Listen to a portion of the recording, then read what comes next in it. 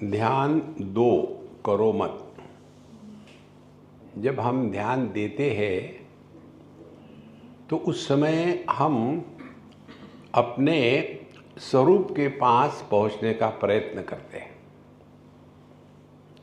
और जब हम ध्यान देते हैं, ध्यान देना और ध्यान करना, इसमें क्या फर्क है?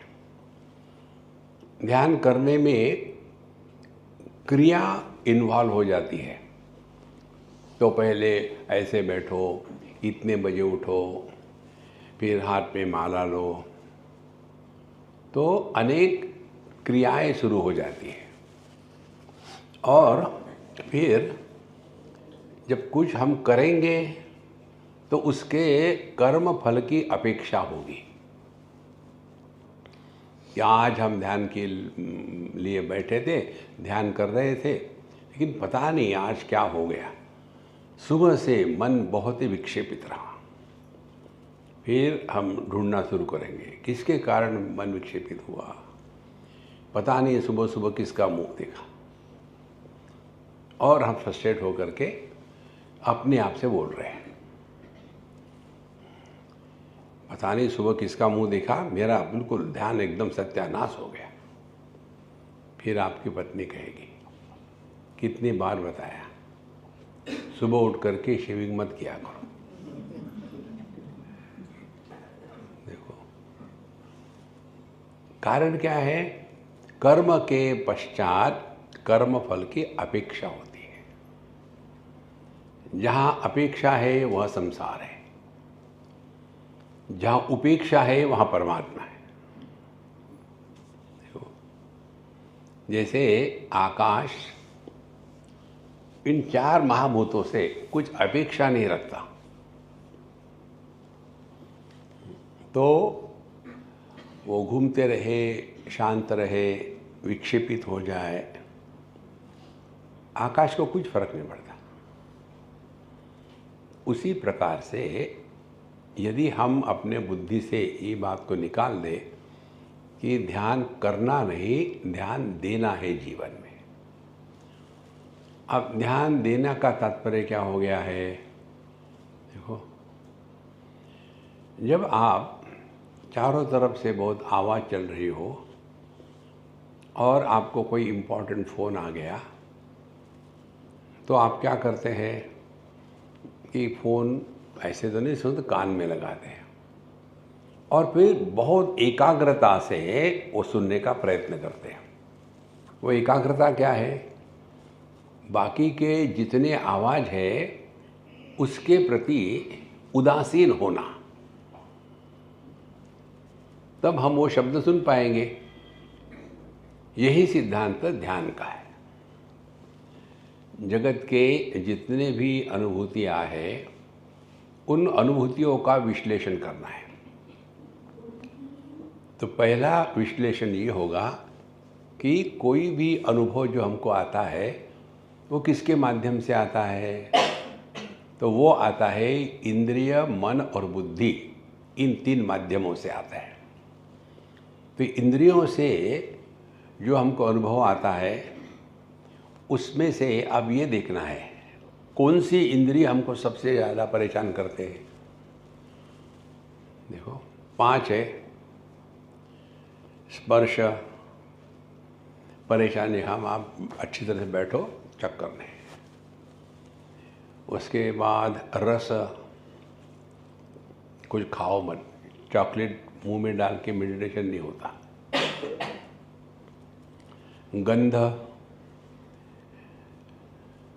आप उससे बड़े आसानी से आप उपरत हो जा सकते हैं। आप रूप, उसको भी आप त्याग सकते हैं, आंखें बंद कर ली। अब एक ऐसा विषय है, एक ऐसा इंद्रिय है जिसको बंद करना, खोलना, ये हमारे लिए संभव नहीं, और वो है हमारे श्रवणेंद्रिय, कान। अब यहां से आपका मेडिटेशन शुरू होगा। देखो, तो होता क्या है कि जहाँ आप बैठे हैं तो मन में आ जाता है कि अब शांत तो होना चाहिए। Silence please, meditation in progress. तो हम शब्द को दूर रखना चाहते हैं, तो उसके लिए कान बंद करो। कई लोग करते भी है, कानों में कुछ डाल करके कॉटन वगैरह बैठेंगे, लेकिन वो वास्तविकता नहीं है। ध्यान क्या है? हम इस जगत में सभी के जैसे साधारण रूप से जिए, लेकिन हम पर जगत का कोई प्रभाव न पड़े। इस स्थिति में जीना, इसको कहते हैं ध्यानमय जीवन। देखो, इसके लिए अपने अपने टेक्निक हमको ढूंढ के निकालने हैं। जैसे ऐसा कहते हैं, मैंने किया नहीं, सुना है कि ये जो जैक फ्रूट होता है, ये कटहल, मराठी में क्या कहते हैं उसको? फणस। हाँ, फणस। उसी से बना है क्या फड़नवीस? ये जो फणस होता है, उसको आप काटोगे तो आपके हाथ को उसका जो सफ़ेद सफ़ेद निकलता है, वो हाथ आपके बड़े चिकचिक हो जाते हैं। तो बताते हैं, यदि आपको काटना है उस कटहल को, तो हाथ में थोड़ा तेल लगा लो। तेल लगा करके फिर काटो, तो वो आपके हाथ को चिपक करके हाथ खराब नहीं करेगा। ये टेक्निक है। अब हाथ के साथ तो कर सकते हैं आप। अब जैसे उस कटहल से कुछ निकलता है, इसी प्रकार से हम दुनिया से भी कुछ निकलता है। क्या निकलता है दुनिया से? दो बातें, एक शब्द, दूसरा रूप। तो नाम रूपात्मक जगत। अब हमको ध्यान देना है, करना नहीं। तो ध्यान देना है माने आंखें बंद करके नहीं चलना।